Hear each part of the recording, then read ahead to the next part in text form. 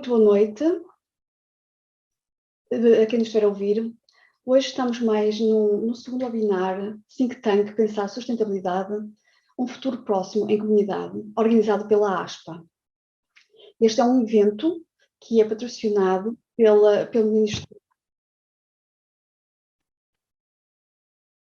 Desculpa, estava aqui o som. Portanto, este é um evento organizado pela ASPA e patrocinado pelo Ministério dos Negócios Estrangeiros, nomeadamente a Direção-Geral de Apoio às Comunidades Portuguesas. É também uma parceria com Loving the Planet, nomeadamente com os apresentadores, o Eduardo Rego, que seria suposto estar aqui nesta sessão hoje. E queria também falar um bocadinho mais sobre a ASPA. Portanto, a ASPA é a Associação dos Pós-Graduados Portugueses na Alemanha.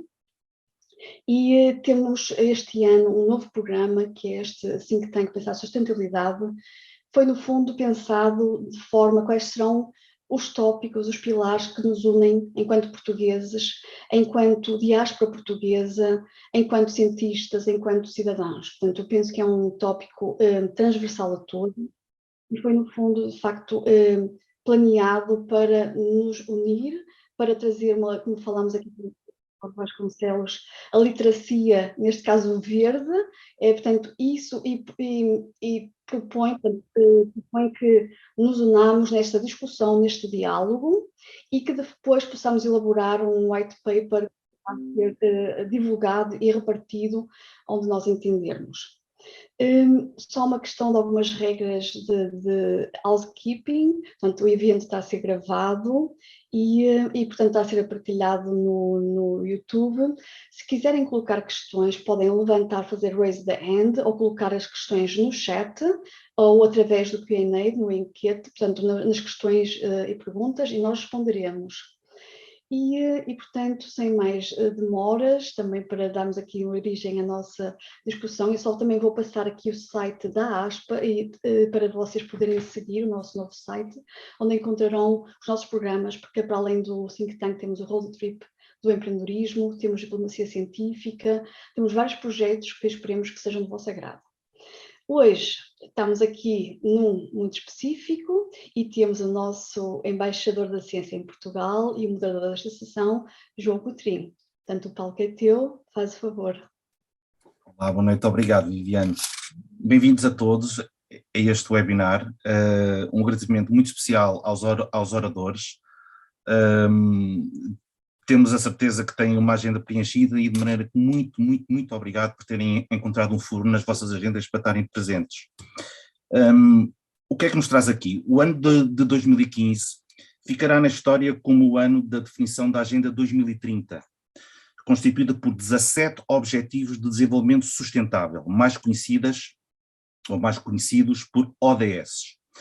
A Agenda 2030 é uma agenda alargada e ambiciosa que aborda várias dimensões do desenvolvimento sustentável, socioeconómico e ambiental, e que promove a paz, a justiça e instituições eficazes. Há que lembrar que os ODS têm como base os progressos e lições aprendidas com os 8 Objetivos de Desenvolvimento do Milénio, estabelecidos previamente entre 2000 e 2015. E são fruto do trabalho conjunto de governos e cidadãos por todo o mundo. A Agenda 2030 e os 17 Objetivos de Desenvolvimento Sustentável são a visão para a humanidade, um contrato entre os líderes mundiais e os povos, uma espécie de lista de coisas, e entre aspas, a fazer em nome dos povos e do planeta.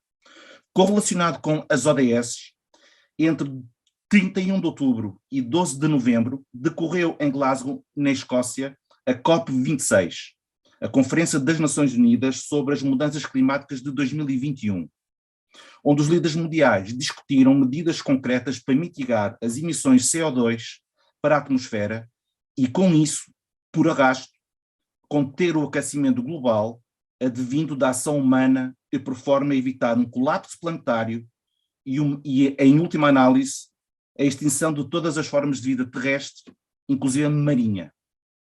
Neste webinar, iremos então discutir o tema da sustentabilidade, os ODS da ONU, e com particular enfoque sobre 3 destes ODS.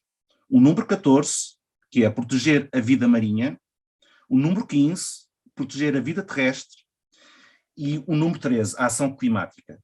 Para isso temos o imenso gosto e honra, como disse há bocado, de podermos contar com a participação de 3 profissionais, 2 de viva voz, um deles está quase a chegar, e outro que infelizmente não pode estar presente, como a Viviane mencionou, mas fez questão de enviar um vídeo personalizado para passarmos durante esta sessão. Começando pela apresentação dos oradores. Eu começaria pelo professor Vítor Vasconcelos, uma voz que é o que está presente neste momento. Vítor Vasconcelos é docente e investigador, professor catedrático da Faculdade de Ciências da Universidade do Porto e presidente do Centro Interdisciplinar e de Investigação Marinha e Ambiental, mais conhecido por CIMAR. É vencedor do Prémio da Excelência Científica da Universidade do Porto 2021, é atual diretor da Oceanius, penso que disse bem, é diretor executivo da Blue Bio Alliance, que é uma rede vocacionada para biorrecursos marinhos e biotecnologia azul, que junta mais de 100 entidades a nível nacional. Passando para a segunda oradora, Inês Sousa Real, que está um pouco atrasada, mas juntar-se a nós, é presidente do Partido PAN, Partido das Pessoas, dos Animais e da Natureza, e deputada da Assembleia da República. A doutora Inês Sousa Real é licenciada em Direito, mestre em Direito Ambiental e Sociedade. Pertence a uma série de comissões parlamentares, entre as quais Comissão de Agricultura e Mar, Comissão de Ambiente, Energia e Ordenamento do Território e Grupo de Trabalho Lei de Bases do Clima. Finalmente, o terceiro orador que não está presente de viva voz é Eduardo Rego. O doutor Eduardo Rego é ambientalista, presidente e fundador da Loving the Planet.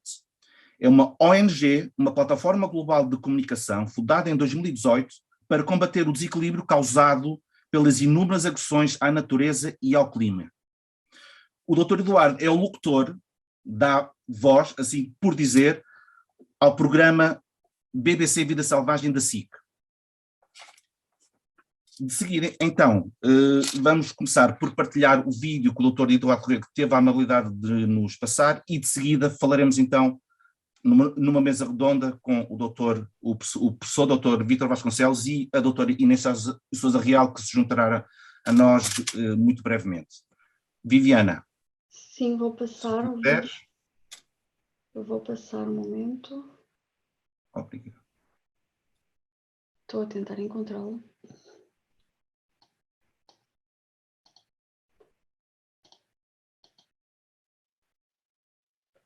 Espera aí. Não era isto?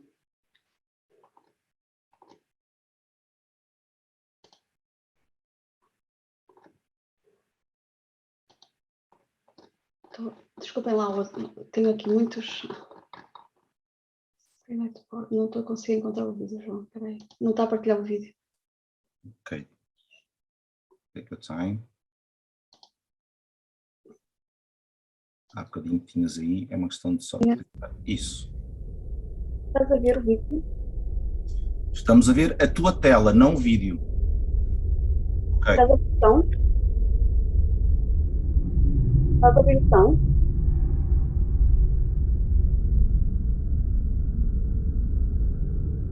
Por favor, ouça-me. Você, tal como eu, é um Homo sapiens, um ser humano inteligente.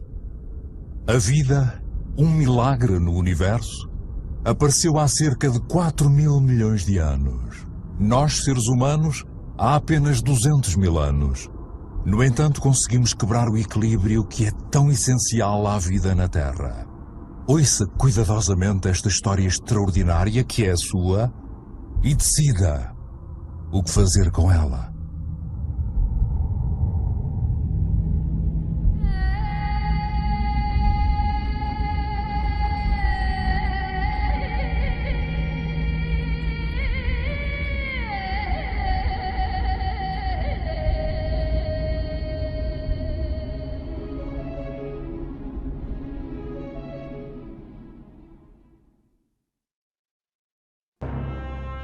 No princípio, era tudo medonho, caótico, informe e turbulento. E eis que, de repente, o fabuloso Big Bang enxameou o espaço de galáxias, criando um universo de dimensões absolutamente incomensuráveis. Começava a marcha inexorável do tempo. Foram séculos, milénios, milhões de anos de caminhada, até acontecer o enlace maravilhoso entre a Terra e a atmosfera oxigenada. E nasceu o planeta azul. Estamos cá por causa desse casamento gerador de vida.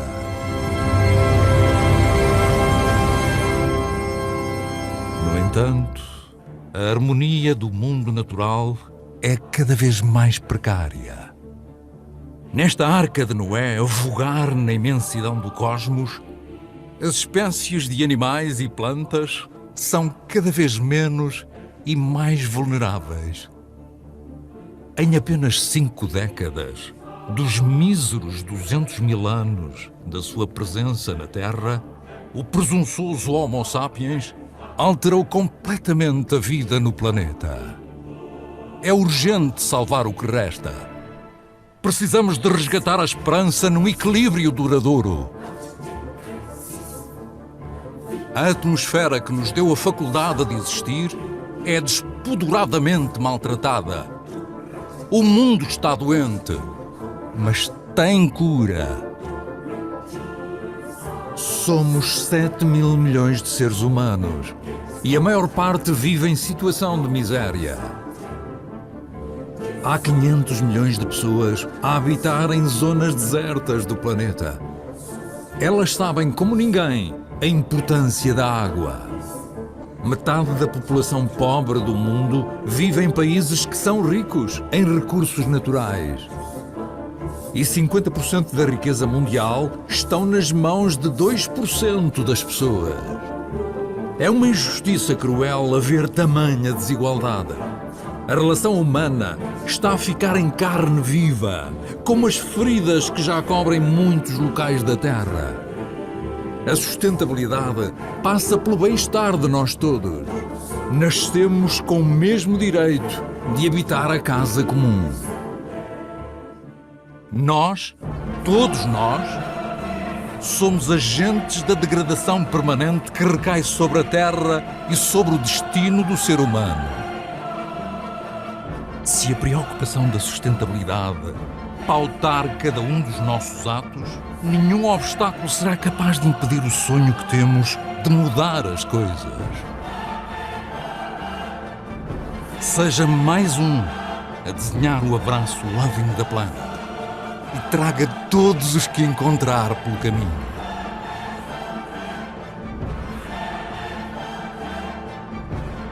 Agora há um coração verde que nos liga.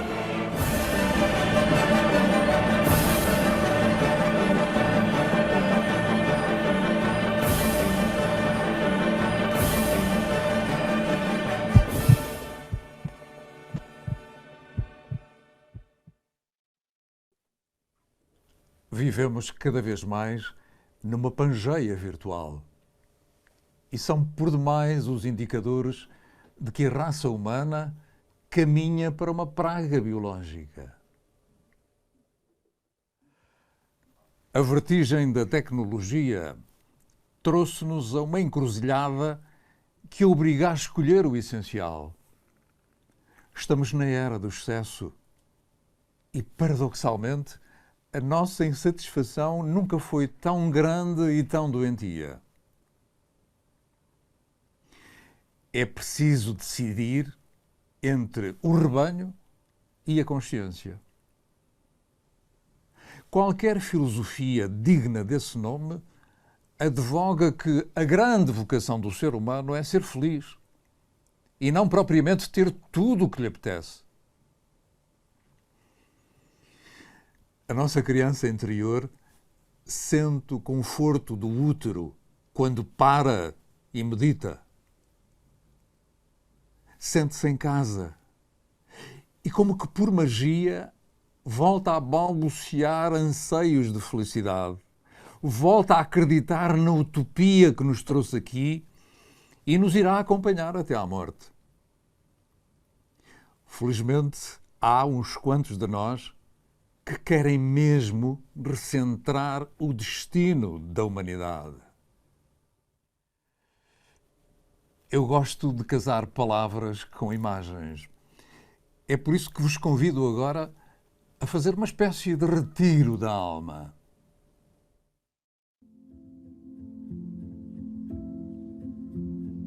Durante uns breves minutos, abandonemos a imagem fria dos prédios, o bulício da cidade. Deixemos o rebanho em que vivemos os dias.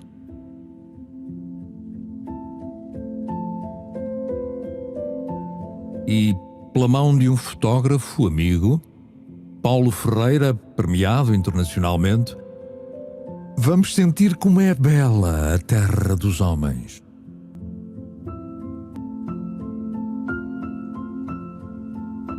A ciência jamais vai pintar um quadro assim.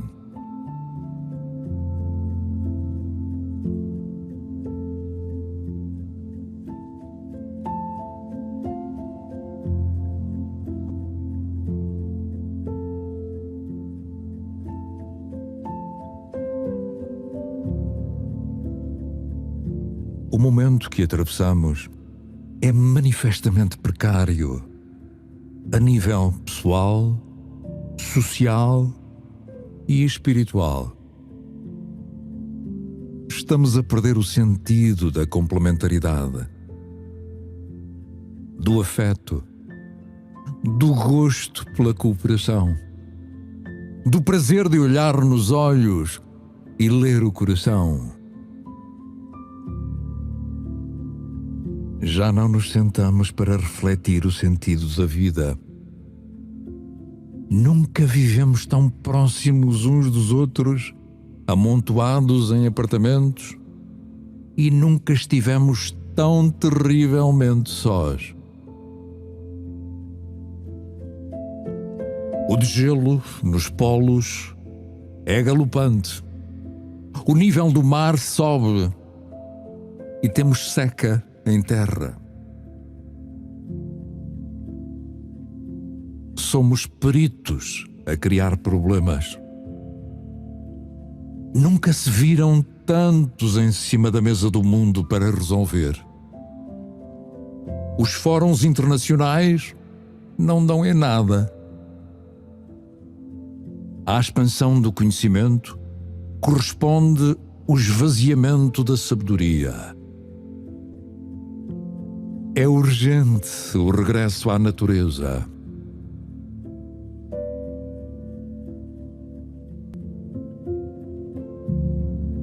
Ainda há lugares onde a vida respira plenitude e paz. Por que será que perdemos o caminho para casa? Vamos atrás de quê? Haverá prazer maior do que este horizonte de liberdade?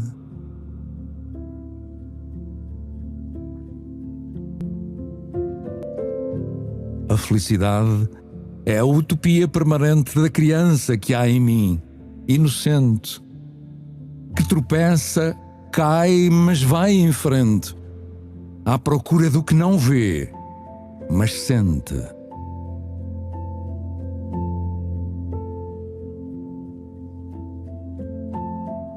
As plantas, a água, o ar, o vento, as nuvens que no céu desenham arte. Ó vida, quisera tanta vez parar o tempo e sentar-me tranquilo a namorar-te.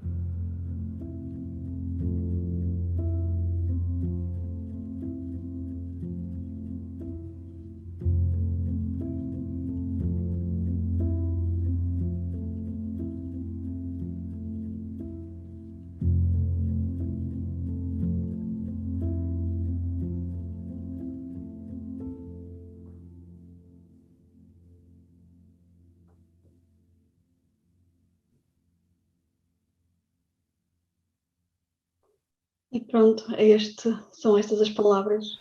Quando quiserem fazer parte desta cruzada, é só bater à nossa porta. lovingtheplanet.org. São estas as palavras sábias que nos deixou o professor. Estou a tentar parar agora de partilhar a minha tela.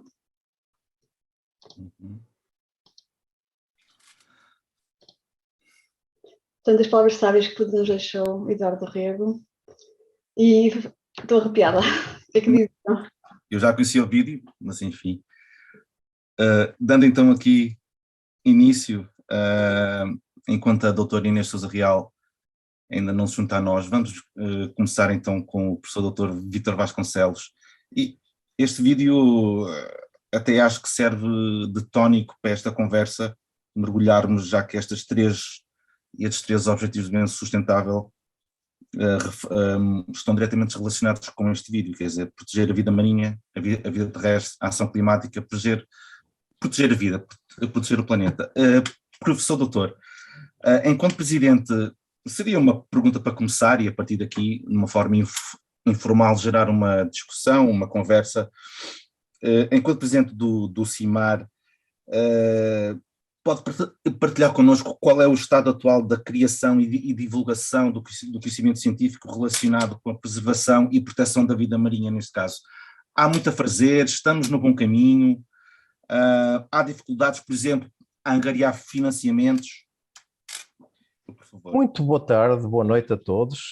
Vocês de facto colocaram-me aqui numa encruzilhada, porque depois deste vídeo é difícil eu poder brilhar nem em termos de locução, não tenho uma voz tão interessante, mas agradeço obviamente o convite. Eu depois preparei uma pequena apresentação se tiver oportunidade, mas relativamente à sua pergunta, eu acho que de facto nós temos todas as condições para poder, digamos, dar o nosso contributo no sentido de criar condições para a sustentabilidade dos oceanos e do ambiente de uma forma geral. Eu acho que nós temos uma coisa que é absolutamente fundamental e as pessoas que estão na diáspora fazem parte exatamente dessa riqueza, que é a riqueza humana. Nós temos recursos humanos de excelência, não só aqueles que estão em Portugal, nos centros de investigação, como é o caso do CIMAR, mas em todos os centros de investigação das mais variadas áreas. Eu digo sempre que esse é o nosso maior recurso, é o nosso melhor recurso. Depois, com esse recurso, nós vamos conseguindo o resto. Temos também, daquilo que diz respeito a Portugal, uma imensidão de mar. Portugal tem uma área de território submarino imensa, muito grande comparativamente com aquilo que é a nossa extensão continental e insular, e estamos no processo também de aumentar esta plataforma continental, de forma a poder explorar ainda e de uma forma sustentável toda essa plataforma, e portanto temos o recurso biológico, temos os recursos humanos e vamos conseguindo ter os recursos materiais e financeiros também, quer a nível nacional, mas especialmente a nível internacional, nomeadamente a nível europeu. Tem havido muitas oportunidades para nós conseguirmos ir buscar recursos financeiros para cumprir aquilo que são os nossos objetivos, que é, por um lado, conhecer o oceano, conhecer o nosso ambiente marinho, de forma a criar condições para o preservar e para o explorar de uma forma sustentável. Portanto, a palavra sustentabilidade hoje está aqui, digamos, como uma rainha desta discussão, mas, de facto, nós temos que pensar que nós vamos deixar a nossa pegada, porque, como já até foi dito no vídeo anterior, nós somos uma das espécies mais recentes, mas somos aquela que estamos a causar mais problemas ao nosso meio ambiente, e portanto não podemos pensar que vamos explorar o oceano como explorar as zonas continentais sem deixar pegada, sem causar impacto. Temos é que diminuir esse impacto, tentar fazer com que esse impacto seja o menor possível. E para isso a ciência é fundamental. Eu acho que esta questão da pandemia Covid veio demonstrar exatamente a importância da ciência, a importância de financiarmos o conhecimento científico, que muitas vezes não tem um retorno imediato, mas que vai claramente dar-nos as soluções. E, portanto, no caso da sustentabilidade ambiental, isso também é fundamental, conhecermos o nosso ambiente para o podermos utilizar de uma forma sustentável. Viviana, tens alguma questão? Não? Existe uma questão, sim, aqui, no momento, do António Martins, que diz que gostou do vídeo, não sei se aqui o professor poderá responder, mas que diz que quando vê deste tipo de vídeos fica sempre a pensar o que estamos a fazer para que as gerações futuras também possam gozar das mesmas imagens. Não sei se aqui poderá dar-nos aqui também a sua do ponto disto. Eu acho que de facto vamos fazendo alguma coisa, se calhar, aliás, na COP26 viu-se exatamente isso, que nem sempre conseguimos fazer aquilo que é o ideal, não é? Porque as questões económicas estão sempre na fronteira, estão sempre na dianteira. Mas o que eu acho que é importante é, por um lado, e aliás a Viviana há pouquinho falou disso, por um lado é nós forçarmos os nossos governos, as entidades que nos governam, a criar condições para que exista a capacidade de explorarmos o nosso planeta de uma forma sustentável, mas depois nós próprios como cidadãos também fazermos aquilo que nos devemos, porque não vale a pena nós termos a capacidade de diminuir a nossa pegada ecológica e depois na nossa casa não fazermos nada para que isso se diminua, não reduzirmos o consumo energético, não reduzirmos o consumo de plásticos, não consumirmos local. Portanto, é muito importante que nós façamos isso nas nossas casas, para depois também até podermos exigir mais a quem nos governa e aos nossos políticos, e estou a ver que a Inês também já está a entrar aqui em linha, e veio na altura certa também para me safar desta discussão, mas acho que é fundamental termos essa questão assegurada, que é nós próprios fazermos também aquilo que nos compete. Exato, eu gostaria de realçar mais isso, porque de facto eu acho que às vezes elevamos muito do ónus e só exigimos, mas também não fazemos um exame de Não podemos sacudir a água do capote, exatamente. Exatamente. É o da sociedade civil, não é? Uhum. Exatamente. Exato. Inês, bem-vinda. Obrigada. Antes de mais, peço-vos imensa desculpa por este meu atraso, mas vim da Serra da Argemela numa ação que estivemos localmente e acabámos por derrapar aqui um bocadinho na hora, mas já cá estou, pedindo penhoradamente não só desculpas, como agradecendo também pela vossa compreensão. Bem-vinda, Inês, muito obrigado.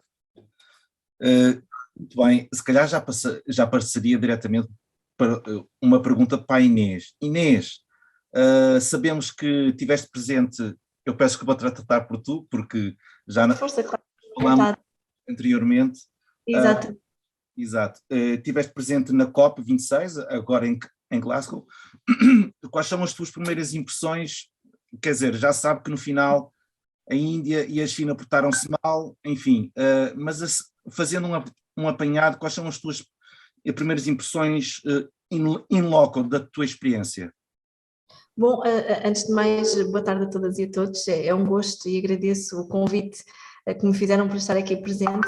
Relativamente à COP26, esta foi a minha primeira participação na COP26 e, portanto, de alguma forma pude confrontar-me com dois mundos completamente distintos na COP. Por um lado, o mundo das organizações não governamentais, mas também dos técnicos, dos especialistas nas suas diferentes áreas que compuseram os vários painéis e que de alguma forma foram não só levar aquela que é a sua experiência, não só dos vários relatórios que elaboram e para os quais contribuem, mas também do ponto de vista da investigação e de colocar a tecnologia ao serviço também da proteção ambiental e da biodiversidade, para contribuirmos para um clima mais estável do ponto de vista global, contrasta depois com aquela que é, de alguma forma, a diplomacia política, algum taticismo também que se notou nas várias intervenções e alguma ausência de compromisso, e portanto temos aqui de facto dois tipos de comprometimentos muito diferentes, e é evidente que todos nós lamentamos profundamente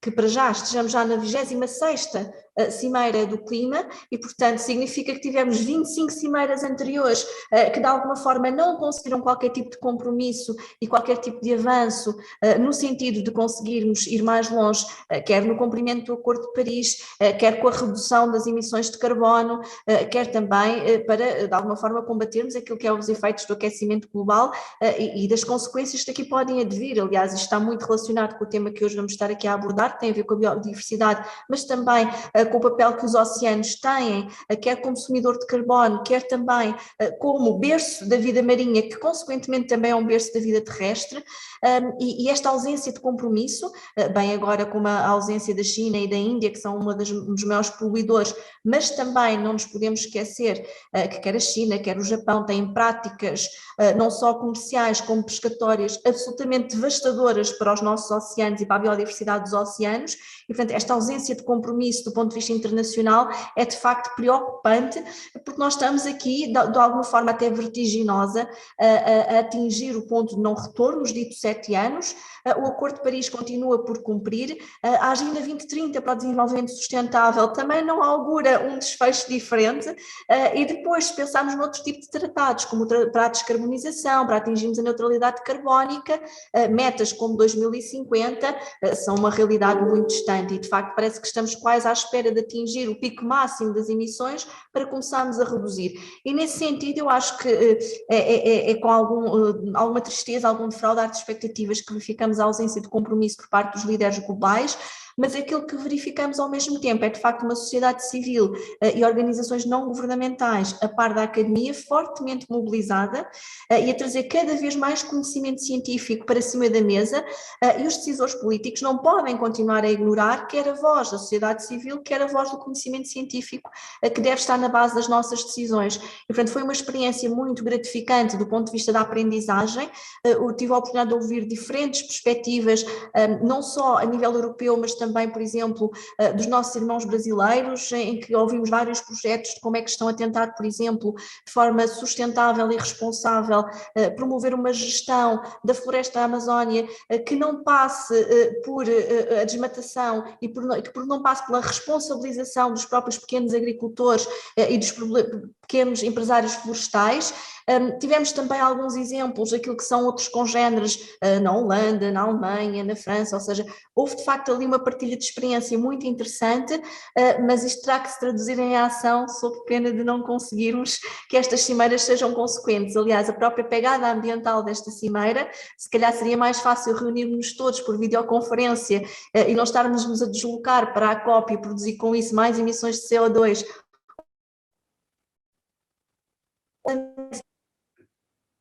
que era a pegada carbónica de prato que não escolhia, mas na verdade o que verificávamos é que era tudo à base de carne, eram muito poucas as alternativas, também 100% vegetais, e portanto continuamos a não falar, aqui já não é do elefante da sala, é do porco na sala, continua a não ser falado na COP, e de facto ainda temos aqui um longo caminho a percorrer se queremos enfrentar verdadeiramente o problema das alterações climáticas. Muito bem, Inês. Qual é o papel da sociedade civil?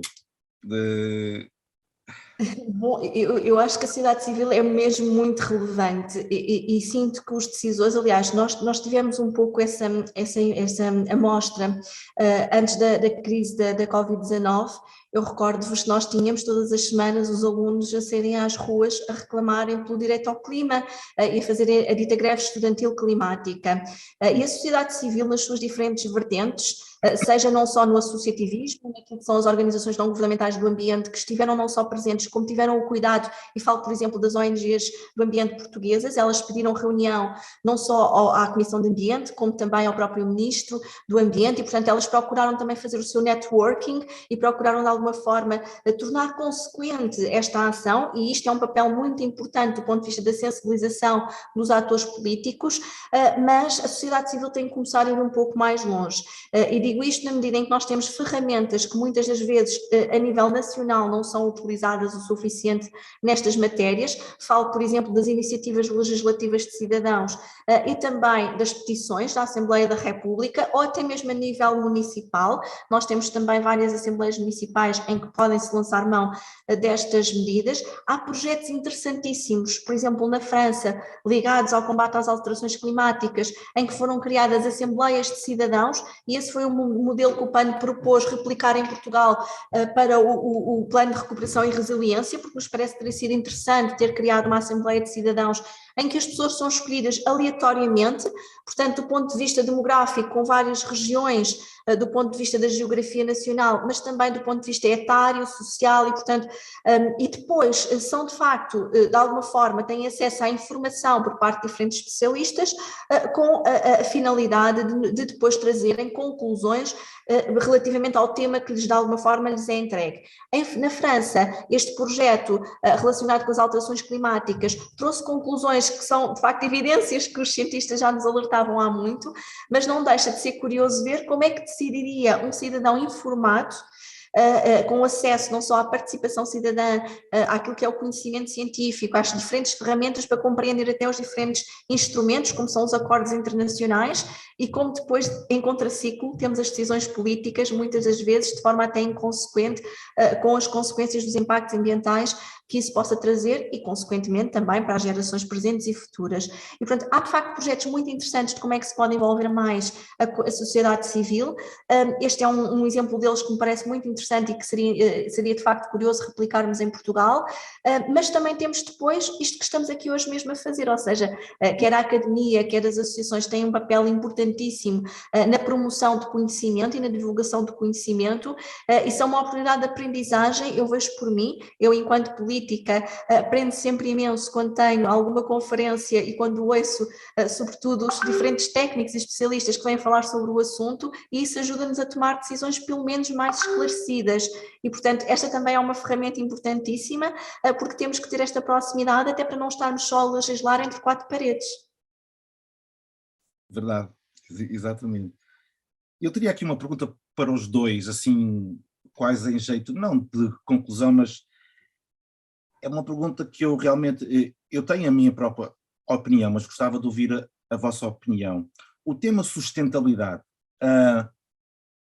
eu tenho a minha opinião, mas é meramente uma moda ou acham, ou seja, é algo amplificado pela sociedade, pelas entidades de poder, há interesses por trás, seja dos mídia, interesses estratégicos, económicos, financeiros, políticos, até geopolíticos, ou de facto, e é aqui que eu quero sublinhar, gostaria que vocês sublinhassem ou não, trata-se mesmo de uma realidade dos nossos dias e que tem que ser enfrentada e encarada com a maior seriedade possível e espírito de missão a fim de salvar o planeta e todas as suas formas de vida.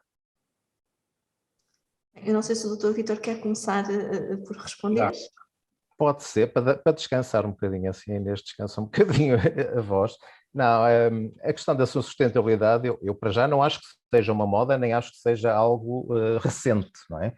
Porque nós, como já foi dito anteriormente, nós somos uma das espécies mais recentes neste planeta, mas somos a espécie que mais mal causa ao planeta, somos aquela que mais colonizou o planeta e principalmente nestes últimos, diria, 200 anos, a seguir à Revolução Industrial, em que começou a ser utilizado o carvão nas fábricas e a contaminação do meio ambiente começou a ser mais notória, embora não seja só daí. Eu acho que desde que começámos com a agricultura intensiva começou a haver contaminação ambiental, mas de facto nos últimos 200 anos tem havido uma degradação da qualidade ambiental, e nomeadamente no meio marinho, só que durante muito tempo, eu lembro-me quando era estudante, que se achava que os rios e os mares, tudo que desaguava no mar ia ser diluído e portanto não ia ter nenhum impacto, ou pelo menos um impacto muito significativo. E portanto nessa altura não se falava de sustentabilidade, falava-se de ecologia, obviamente, mas não se falava de sustentabilidade, porque lá tinha-se a noção de que de facto o mar era uma imensidão, digamos, de água, que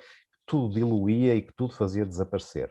Depois, quando começámos a perceber que aquilo que nós lançávamos ao mar, mais cedo ou mais tarde, vinha ter connosco, começámos a perceber de facto que havia que pensar nestas questões da sustentabilidade do uso dos oceanos e do meio ambiente de uma forma geral.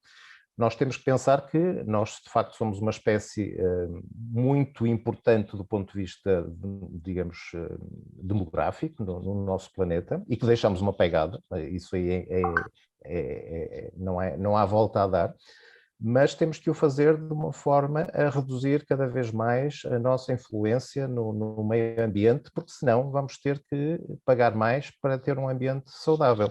Eu lembro-me quando estava a estudar na faculdade, isto no século passado, não é? Portanto, né, nos anos 80, que o Rio Ave, por exemplo, que é um dos rios aqui do norte, era um rio que mudava de cor todos os dias, porque tinha uma grande quantidade de contaminação de empresas têxteis que não tinham o mínimo, digamos, a mínima, digamos, capacidade de pensar que o que estavam a fazer era duplamente mau, porque por um lado estavam a contaminar, mas por outro lado estavam a fazer com que a água que a jusante ia ser captada para consumo da povoação que vinha a seguir ia custar muito mais a tratar.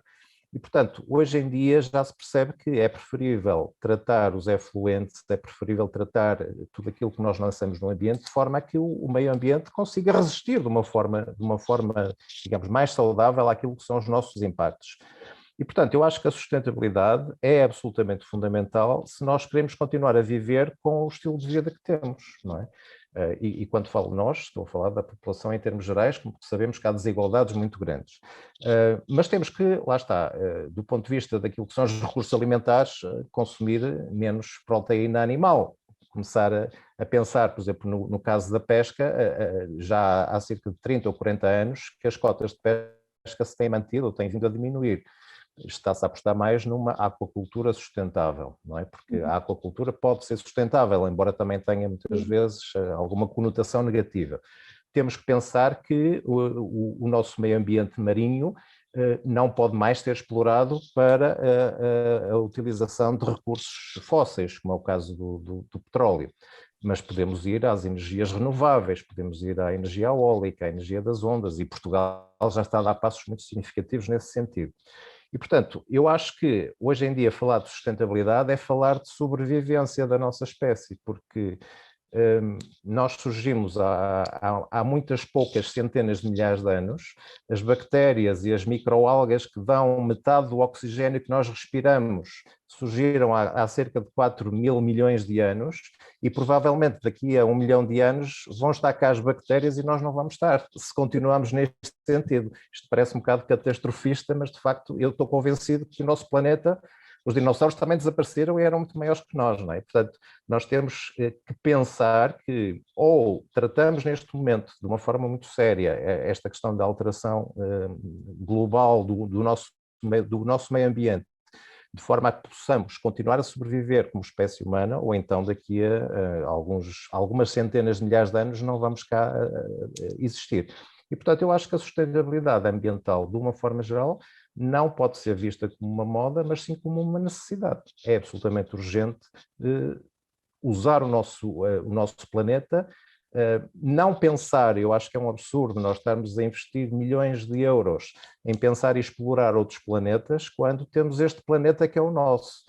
Era preferível investir esse dinheiro todo no nosso planeta. Nós conhecemos mais sobre as estrelas e os planetas que existem no nosso universo do que sobre bactérias e que podem ser muito benéficas, por exemplo, no nosso oceano, que nos podem ajudar a salvar vidas. E, portanto, eu acho que é preferível concentrar-nos no nosso planeta e criar, de facto, as condições para que o possamos usar durante muito mais milénios, digamos assim. Obrigada, professor. Eu vou aqui saltar, temos de facto muitas perguntas ao João. Queres ser tu a ler ou queres que eu leia? Posso ler, não há problema. Veio-me logo à atenção o Luís Lacerda. Ele diz: muito obrigado pela sessão. Um dos problemas para mobilizar a sociedade civil acaba também por ser a falta de informação. São necessárias mais atividades deste género, como a sessão de hoje. Deduzo que é isso que o Luís quer dizer. Como é que se pode implementar ações mais sistémicas e a que nível? No Parlamento, nas escolas? Qual dos dois? Talvez a Inês, já que o professor...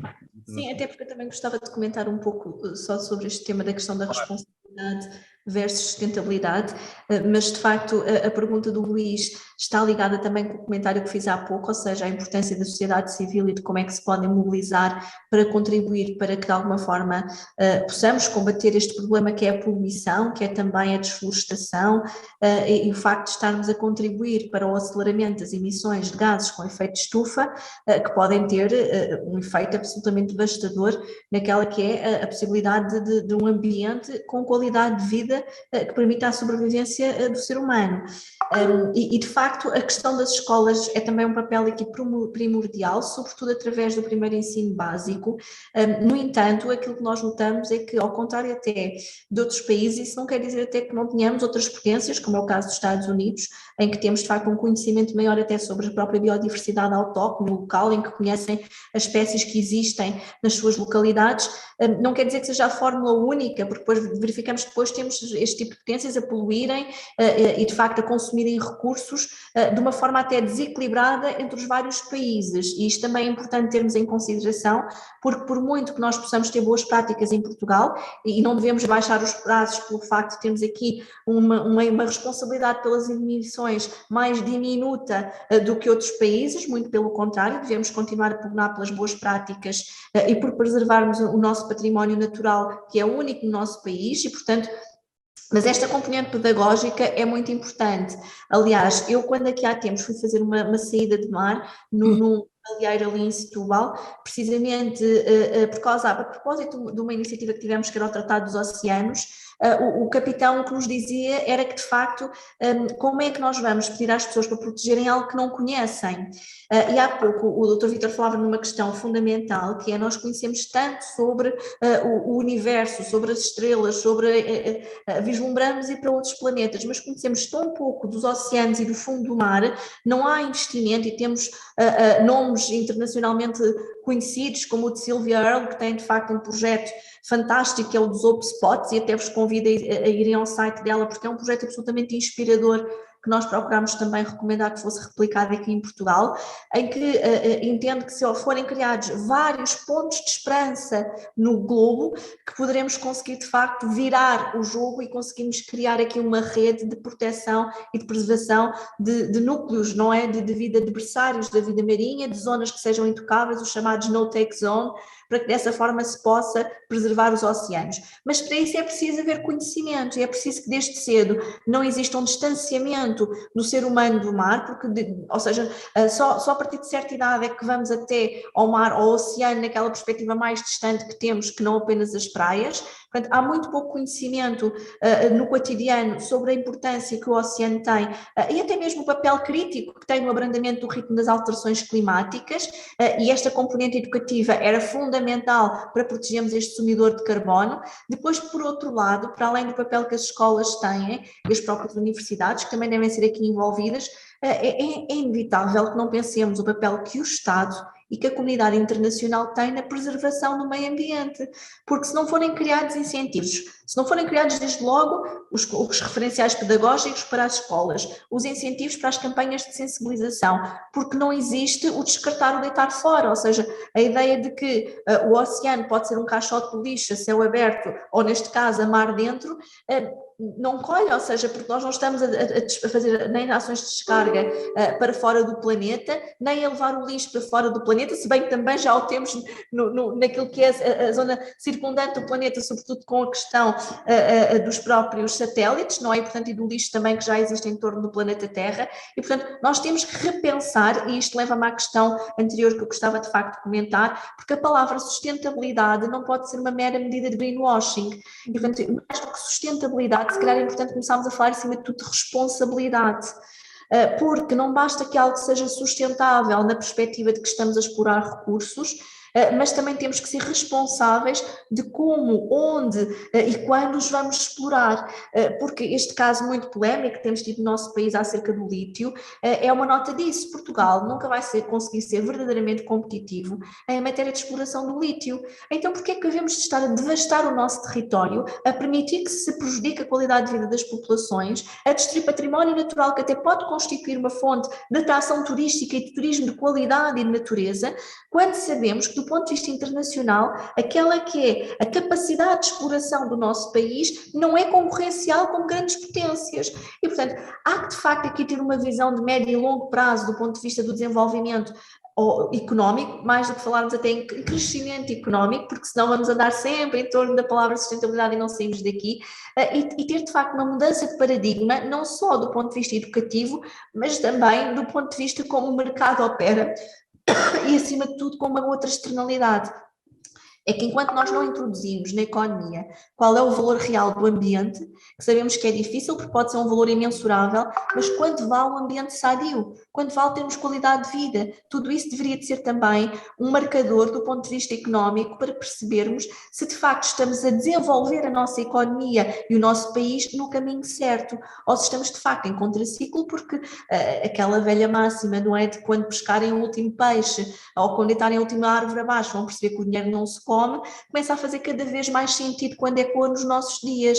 E, portanto, nós temos mesmo que desacelerar e travar esta velocidade extenuante com que estamos a explorar os recursos, e isso implica uma mudança de paradigma que não se circunscreve àquilo que é a atuação nas escolas. Portanto, nós temos que ter outra valorização do ponto de vista económico e um novo modelo económico de desenvolvimento, sob pena de perdermos claramente esta batalha contra as alterações climáticas.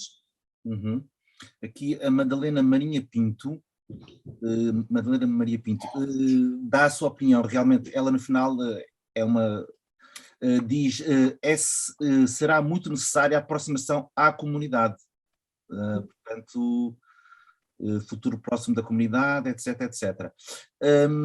Mas aqui... Posso pegar aqui numa palavra só porque de facto isto é o nosso interesse também será interessante debatermos, portanto, a ASPA neste sentido, que tem por fim, portanto, juntar a comunidade portuguesa na Alemanha, a diáspora científica, empresarial, portanto, os estudantes, portanto, uma plataforma de pessoas aqui com diferentes backgrounds. Também como é que poderíamos, portanto, de uma forma, sendo uma associação, mobilizar, como é que podemos também ter aqui um papel ativo ou que outros tipos de formas, e quem estiver na plateia pode comentar e pode seguir-nos, se tiver ideias concretas que possam ser postas em prática, em vigor, gostaríamos de ouvir. Se quiserem contribuir para o relatório branco, também gostaríamos de contribuir. Portanto, há várias esferas, não é? Como dissemos, nós próprios, as empresas, e também como é que poderá associações como as nossas e a diáspora portuguesa no mundo aqui ter um papel de uma forma mais informal ou mais formal, se conseguirem contribuir, ou como é que nós podemos aqui colaborar mais neste sentido? Uhum. Eu posso só completar uma coisa que a Inês referiu, que eu acho que é muito importante. De facto, o conhecimento é absolutamente fundamental. Nós temos, no que diz respeito ao mar, temos ainda uma dificuldade muito grande. Como eu disse há pouco, nós temos uma plataforma enorme, que pode vir ainda a ser maior, mas tem havido muito pouco investimento a nível, digamos, das nossas entidades que nos governam em programas de monitorização, porque, de facto, temos, por um lado, dificuldade porque não temos navios oceanográficos, quer dizer, temos eu vou dizer isto de uma forma muito, muito clara, não é? O IPMA tem um navio que, digamos, tem navegado ainda muito pouco. Temos tido alguma colaboração com a Marinha, com a Armada, mas, de qualquer maneira, comparativamente com outros países até que têm menos costa atlântica ou mediterrânica, nós temos muita dificuldade em conhecer o ambiente. E aí a comunidade pode dar, de facto, um apoio muito grande. Porque muitas vezes, quando nós vamos à praia e vemos aquele horizonte azul, não imaginamos o que está por debaixo daquele horizonte azul. Enquanto quando vamos fazer um passeio na floresta, nós conhecemos os vários estratos das plantas, dos arbustos, das árvores, das aves, dos invertebrados, dos mamíferos, e de facto no mar isso não acontece. E eu tenho incentivado muito a nível escolar que as pessoas irem à praia com os óculos de mergulho e basta colocarem a cabeça debaixo d'água, começarem a ver a diversidade de algas, de invertebrados, de anêmonas, e nós temos uma riqueza brutal. E isso pode ser feito com as escolas. Nós temos trabalhado muito com as escolas, desde escolas primárias a escolas secundárias, também com o apoio de autarquias, principalmente autarquias que estão nas zonas costeiras, Matosinhos, Vila do Conde, Porto, no sentido de criar programas de ciência cidadã, em que as próprias escolas podem adotar, por exemplo, um troço de praia, um troço de costa, e conhecer aquela praia, conhecer aquela costa, fazer uma inventariação. E se isto for feito de uma forma sistemática, com algum apoio científico, pode ser usado como dados científicos, porque fazendo-se, digamos, trabalhos deste tipo durante vários anos, nós podemos ver tendências, podemos ver padrões, podemos ver espécies que aparecem, espécies que desaparecem. E, portanto, o trabalho com as escolas é absolutamente fundamental, porque também temos que pensar que, de facto, esses miúdos que vão estar a descobrir o mar pela primeira vez, daqui a 10, 15, 20 anos vão ser cientistas, políticos, autarcas, etc. E, portanto, é absolutamente fundamental o apoio das escolas, independentemente de termos que forçar também as nossas entidades que nos governam e a nível nacional e internacional, mas nós fazemos um esforço muito grande, ainda há pouco offline estava a falar isso com a Viviana, de fazer com que os investigadores saibam traduzir aquilo que é o conhecimento científico numa linguagem mais, digamos, mais fácil, sem perder o rigor científico, de forma a que as escolas possam participar e sentirem-se responsáveis também pela proteção desse mesmo ambiente. Só uma nota, nós também começamos na ASPA um programa que é o MIDI Aspas, que é um programa de ciência em português para os miúdos. Já tivemos também ligado às ações climáticas, aos pinguins, à Antártida, convidámos cientistas para falarem para as crianças de uma forma leve e trazerem, portanto, as crianças na Alemanha não estão assim tão perto do mar, algumas estão, mas para trazerem esses assuntos. Portanto, se alguém quiser também, alguns dos seus cientistas quiser às vezes contribuir, também teremos muito prazer em receber assim esse género de conhecimento para as crianças aqui. Obrigada. Eu, em relação a esta questão, parece-me claramente que, para além da necessidade de haver uma maior monitorização dos oceanos, e aqui o Dr. Vítor pegou numa questão essencial, porque há uma necessidade muito forte de reforçar os serviços do Estado neste domínio, aliás, seja com meios de monitorização, seja também com a criação de mais áreas marinhas protegidas, isto para pelo menos em 2030 podermos atingir pelo menos cerca de 30% de áreas marinhas protegidas, porque de facto os recursos financeiros e humanos que temos alocados a este tipo de preservação são muito escassos e a maioria das áreas marinhas protegidas são apenas moderadamente observadas e preservadas e até recuperadas. E aqui há projetos a nível nacional interessantíssimos. Nós sabemos precisamente que as pradarias marinhas e até processos para reconhecimento como berçários partiram até precisamente de comunidades locais. E portanto, e aqui o papel da comunidade local, mesmo pensando até a nível da diáspora, é absolutamente fundamental. Eu hoje, uma das coisas que eu vi quando fui à Serra da Armela foi precisamente a importância até que a terra tem para quem vive fora do nosso país, ou seja, muitas daquelas habitações, daquelas freguesias e daquelas localidades que estão tão próximas da Serra são detidas por pessoas que vivem fora de Portugal, pelos imigrantes, mas que regressam à sua terra e têm uma expectativa até de regressar para gozar as suas reformas ou então para aqui reencontrar os seus familiares, e há uma componente identitária muito significativa destes ecossistemas e até da paisagem natural, porque ainda hoje me falavam, nós aquilo que gostaríamos de ter aqui era um mosaico que pudesse articular, por exemplo, o vermelho das árvores, das cerejas do fundão e desta cor outonal que a serra tem nesta altura, com um mosaico verde, e saber que de facto não tínhamos aqui os grandes incêndios a fustigar a serra, que não vamos ter aqui uma cratera ao ar livre, e portanto a comunidade da diáspora também tem um papel muito importante para dar voz àquilo que são localidades que lhes dizem muito, que têm uma componente identitária para si e para as suas famílias, que no fundo é a sua casa também, e portanto eu acho que há aqui também um envolvimento que deve estar presente naquilo que é a reivindicação também da diáspora, no direito que tem à fruição deste seu património natural e também habitacional, porque uma das coisas que vai acontecer quando forem criadas estas minas vai ser uma profunda desvalorização do património, por um lado, mas por outro até a insustentabilidade naquilo que respeita a poderem estar naquelas casas face ao ruído e à proximidade iminente com as populações. E, portanto, não é muitas das vezes pelo facto das pessoas estarem fora do país que as questões internas do nosso território são menos despicianas, muito pelo contrário, e tem que se encontrar formas de se proporcionar que haja mais voz e maior proximidade de quem está de facto na diáspora. Agora, o que nem sempre acontece, e isto nota-se sobretudo também em alguns momentos, até mesmo de participação nos atos eleitorais, tem sido uma grande trapalhice dos processos eleitorais nesta matéria e, portanto, o que não permite de alguma forma a participação das pessoas naquilo que também lhes diz respeito. E nós vamos em breve ter um novo ato eleitoral e aqui é fundamental que quer nos círculos da Europa como fora da Europa, as pessoas se mobilizem para votar, seja em quem for. Ou seja, nós temos que começar também a combater os fenómenos da abstenção e da falta de participação cidadã, porque depois na prática isto também tem consequências nesta esfera, ou seja, naquilo que diretamente lhes diz respeito. Agora, quais os mecanismos em que possamos reaproximar as pessoas e sentirem-se ouvidas naquela que também é a sua casa e a sua pátria, é um exercício por vezes difícil, mas que tem que ser feito, seja através destes fóruns, seja através também daquilo que são as tais ferramentas de cidadania que falávamos há pouco, como as petições e as iniciativas legislativas de cidadãos, porque não é pelo facto de estarem além fronteiras que perdem esse direito, muito pelo contrário, e é importante que continue a haver um envolvimento nestas matérias no nosso país. Uhum. Obrigada. Eu gostaria de comentar, mas não posso, temos muitas perguntas aqui no chat, mas isto dá pano para mangas, eu estou aqui entusiasmadíssima. Eu se calhar faria aqui um filtro e...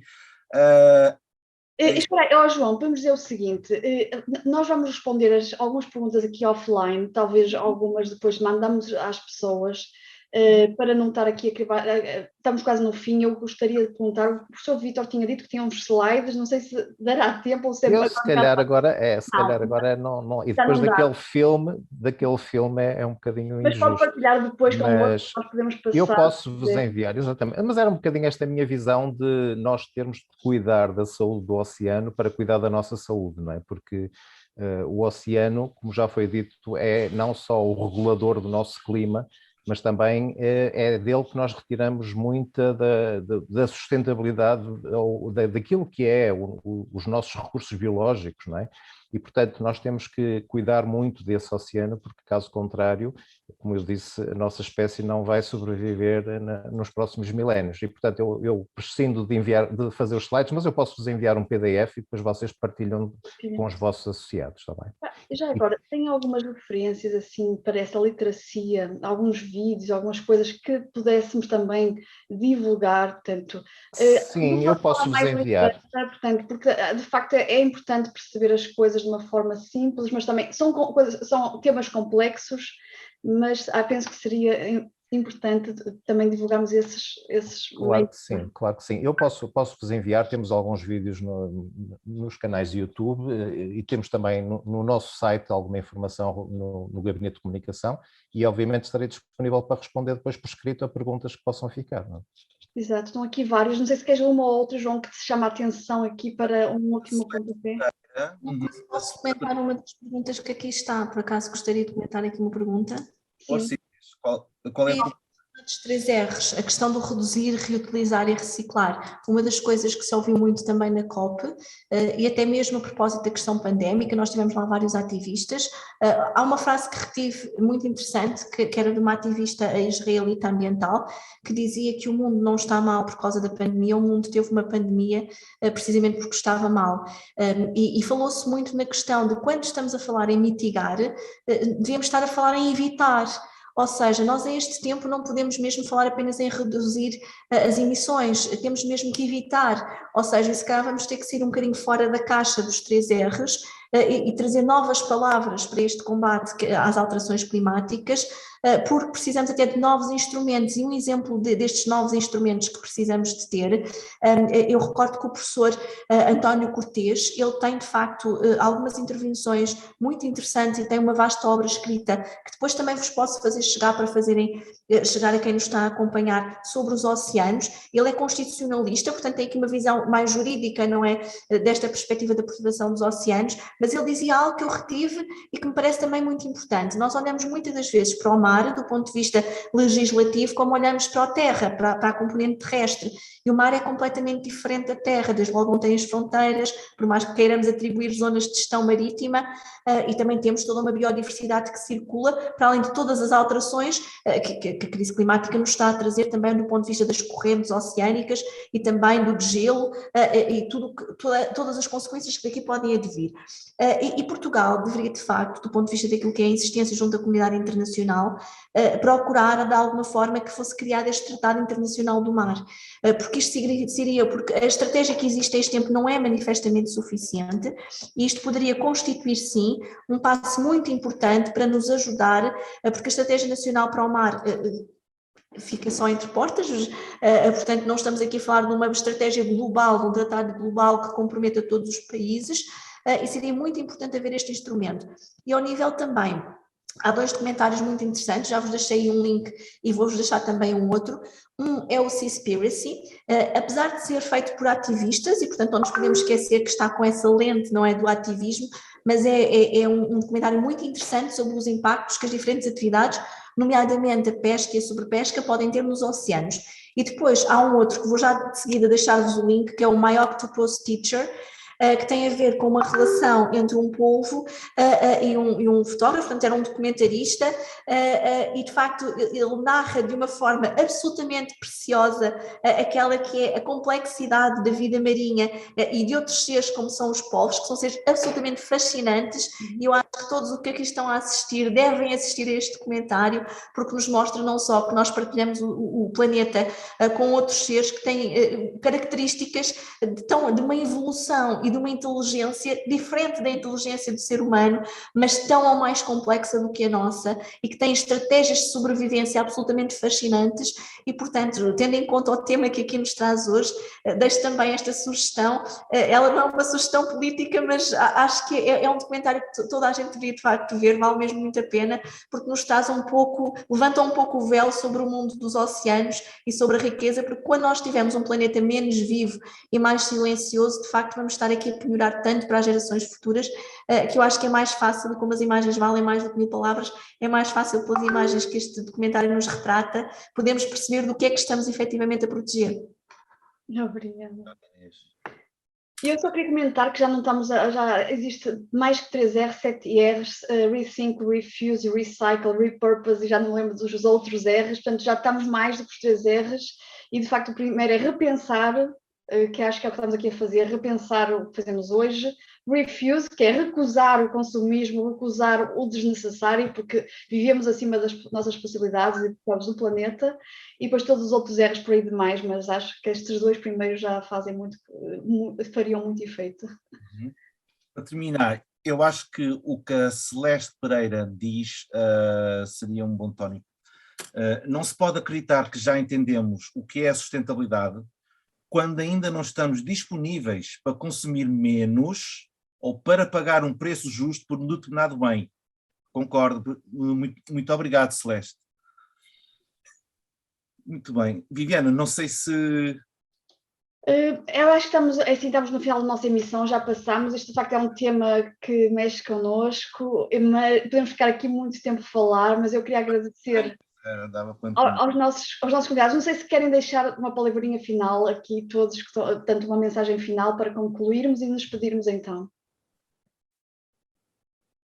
Eu queria agradecer, de facto, e dizer que, do meu ponto de vista, eu considero que existe só uma saúde, que é a saúde. One Health é um conceito que hoje em dia está muito em voga, não é? Portanto, a saúde ambiental e a saúde humana estão intimamente ligadas, e, portanto, se nós queremos, de facto, manter a nossa saúde, temos que cuidar da saúde do oceano, e, portanto, temos que trabalhar de uma forma a conhecer o oceano e tratar da sua saúde de forma a podermos ter a nossa saúde o melhor possível. E obrigado também pelo convite. Obrigado, nós. Muito de agradecer o convite que me foi endereçado. Peço desde já mais uma vez desculpa pelo meu atraso, mas efetivamente este tema é um tema que nos deve convocar para a ação concreta, ou seja, para além do ponto de vista legislativo, se é fundamental criarmos instrumentos, é fundamental que depois exista capacidade de monitorização, capacidade de fiscalização, mas acima de tudo de regeneração e de preservação. E isso implica o envolvimento não apenas do poder político, das entidades a quem compete a fiscalização, mas também da academia e acima de tudo das comunidades locais, porque se todos nós nos envolvermos para protegermos aquilo que é o nosso património natural, seremos certamente mais bem-sucedidos se trabalharmos nesta rede comunitária do que se estivermos a falar de algo muito abstrato, algo que está distante de todos nós. E nunca podemos achar que aquilo que fazemos no nosso país é insuficiente para a equação global. Pode ser apenas uma gota no oceano, mas é uma gota muito relevante e, portanto, Portugal tem tudo para ser um exemplo de boas práticas, assim saibamos incentivá-las e promovê-las, porque temos um património natural absolutamente extraordinário, quer ao nível das nossas serras, ao nível da nossa floresta, das nossas praias, dos nossos oceanos, das nossas lagoas, da própria fauna e da flora que compõe o nosso país, e, portanto, eu acho que temos mesmo que começar a valorizar e a colocar este valor natural na economia sob uma outra perspectiva, porque efetivamente este equilíbrio, este clima estável que se espalha também no oceano é absolutamente fundamental para a nossa sobrevivência. E obrigada. João, queres dar uma palavra para eu finalizo? Não, da minha parte, muito obrigado. Foi um gosto. Força, Viviana. Eu queria agradecer aqui ao João por ter organizado aqui o evento, juntamente com a Carla Cotas, que está no back-end aqui a dar o apoio nas redes sociais, a fazer um trabalho incansável. Obrigada, Carla, que estás aí. E queria também agradecer novamente aos nossos patrocinadores, ao Estado português por esta iniciativa e também ao Loving the Planet e ao Eduardo Rego, que não pode estar aqui, mas deixou-nos um vídeo fantástico. E, portanto, queria agradecer a todos e espero que nos vejamos no próximo webinar, assim que Tanque de Sustentabilidade. Sigam-nos no LinkedIn, nomeadamente onde nós divulgamos mais as nossas ações, e vamos continuar todos a lutar por um futuro próximo em comunidade e a pensar sustentabilidade. Pensar e executar sustentabilidade. Obrigada. Muito Obrigada. Obrigado, uma boa tarde. Boa noite.